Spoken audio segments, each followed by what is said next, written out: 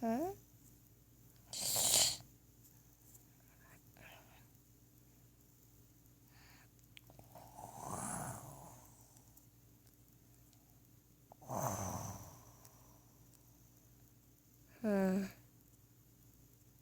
7 hours since removal.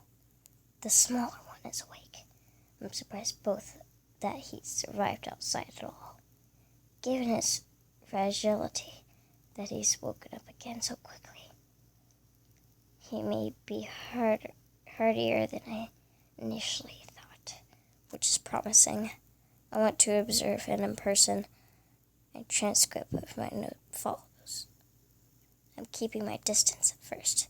He's poking and prodding at the walls and the floor, though he does not come near the force field. May he senses the aura that it gives off. I sense the impression that he's trying to find a way out. Perhaps he wants to go back to the suspension. He has yet to make any sound. It's preferable to the other one's consistent whining and crying. He may not be capable of it, or he may just be too focused on his explanation. I've come closer and he caught sight of me. He's wearing it suspicious, though so still silent. Obviously, he sees me as a potential threat. So he's more perceptive than the other one, at least. I've taken another step closer. His eyes flared a deep purple color, and interlaced with blue, and he backed up against the wall. Another step closer. His eyes are glowing brighter. I sense magic gathering within his soul, but he's too new to know how to make it manifest into an attack. If he can open his mouth, I'm sure he'd snap at me. You can't use magic to defend yourself yet, as much as you try. I wonder what you'll do if I keep approaching. Closer still, he is quitting, quite frantic.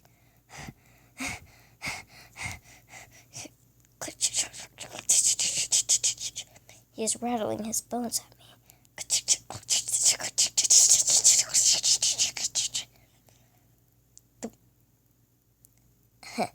At that point, I decided to leave him to attend to other matters.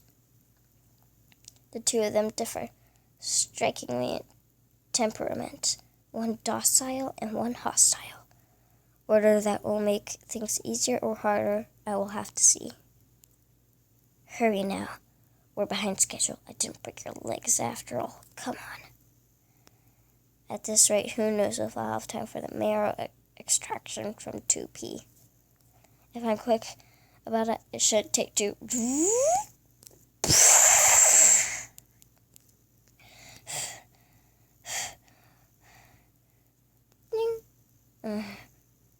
Your damage output needs work.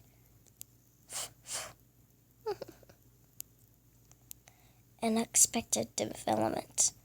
I left them within earshot of one another while I was clearing one of the workrooms for future use. It didn't take them long to realize the other was nearby, perhaps a side effect of the nature of their souls. They made meaningless animal noises to each other.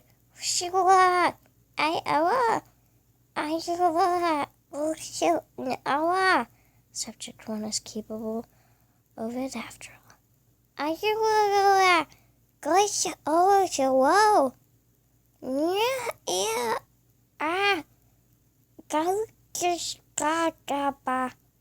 Nothing unusual or Nate-worthy, but then,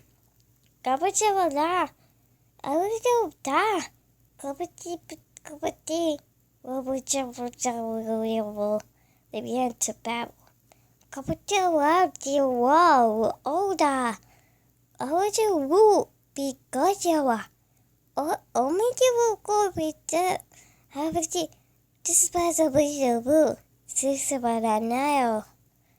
could recognize the noises they were stringing together.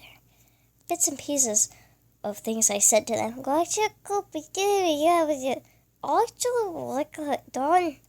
They even mimicked my tone of voice, though clearly without understanding. Phobia, gordido, no. They could speak.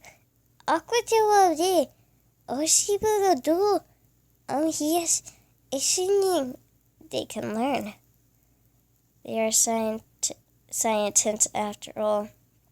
I don't know how I feel about this. I specifically accelerated growth because I don't want them to look like children. I don't want them to sound like children. It's unnecessary. I could do it at the top. Ba ba ba bee ba ba ba. Beep boo boo boo bee blah blah bee. Their rapid growth may apply to their minds as well.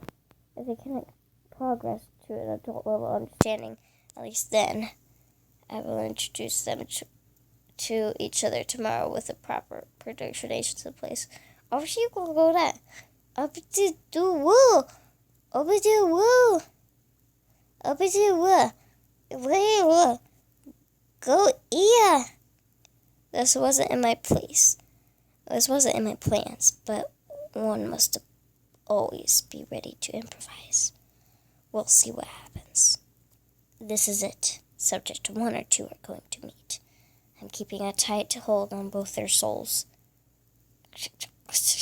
Don't touch me. Don't touch me. So if they fall to fighting, it should be a matter of moments to separate them before either is hurt. It's best to be prepared. I'm not entirely sure what to expect. They've seen each other. They seem at loss for what to do. Subject 1 seems wary. Subject 2's eyes have begun glowing a red-orange color. Subject 1 soon began glowing light blue in response. This seems to have calmed them a little. They are approaching each other. Wonk. They are very curious about the other, as one may expect.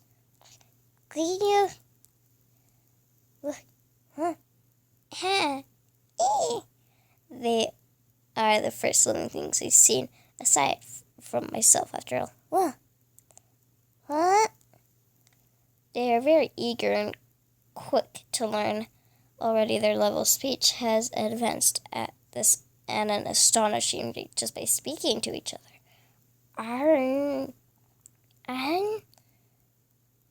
And palm. As one learns something new. Shh, shh. No cry. See? One okay. One normal. Click. So the other builds off what they've learned to new heights. A mutual self-holding. They are indeed little skeletons.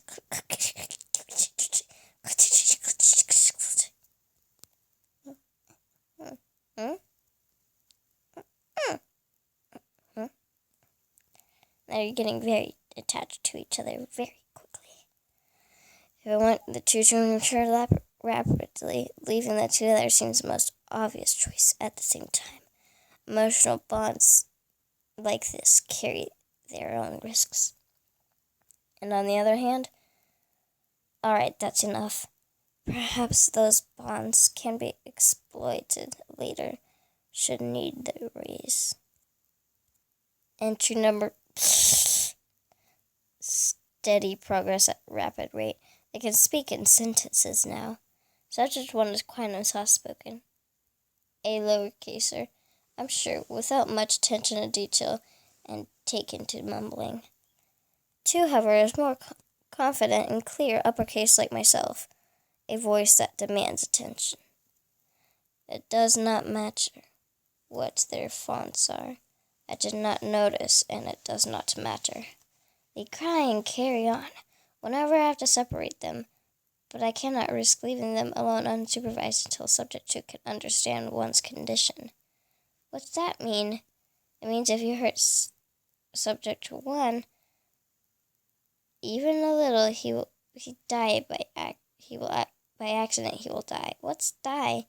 It means he will turn to dust. You'll never see him again. Stop crying, I'm talking to you. Since then, too, has been very careful. Entry number. Since I moved them into the same room, they are much quieter and easier to work with. They chatter constantly. Entry number. Whenever I go to see them, they are holding or touching each other. They are desperate for physical contact. At least they won't ask it from me.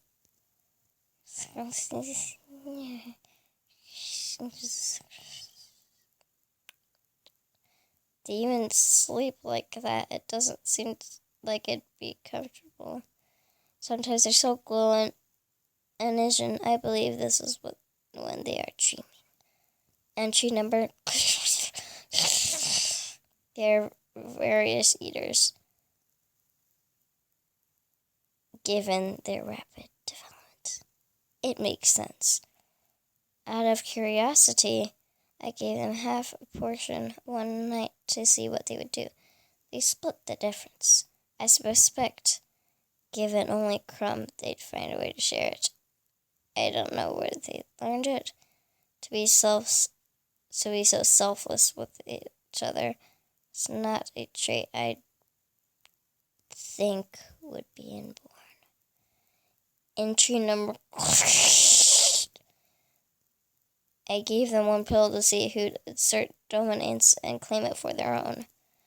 When I checked on them, they'd torn it up and were playing with the stuffing. Entry number. They never stop asking me questions, at least their vocabulary is growing. What is disappointing? Specimen, alternate current, electricity, marrow, carcinium, laser, forbidden? I did make an annoying error once I was distracted. What is he? What is he? Me? Am I him? No, you are not the same person. Then what are we? You are things, thoughts, though I suppose technically you could say you were brothers. Brothers? He's my brother? Are you a brother too? I made you both, but what are you? Are you us? Are you to us? What are you to us? Quiet. They unfortunately latched onto the word brother. This, brother that, brother this, brother that. Perhaps they'll grow out of it. I sure have been more careful with my wording. Things cannot be brothers. Entry number. They are starting to read. I'm being careful about what they give them. I don't get any ideas about the outside world. Subject 1 is a fast learner. S2 less so. He struggles with reading. And my hope is that it's a physical problem with his eyes and not a mental one. Bad eyes can be fixed. Even with one helps, he's having difficulty. He interprets even the clearest direction in strange ways. It seems intent on sabotaging at every turn. At least one seems very clever. Why don't we see anyone else in here? Are we a secret or something? Perhaps too much for his own good at times. Entry number. They smile when I come to see them. They ask me what I do outside. They ask me if they can go outside. Entry number. Subject tried to hold my hand. Entry number. I've made a huge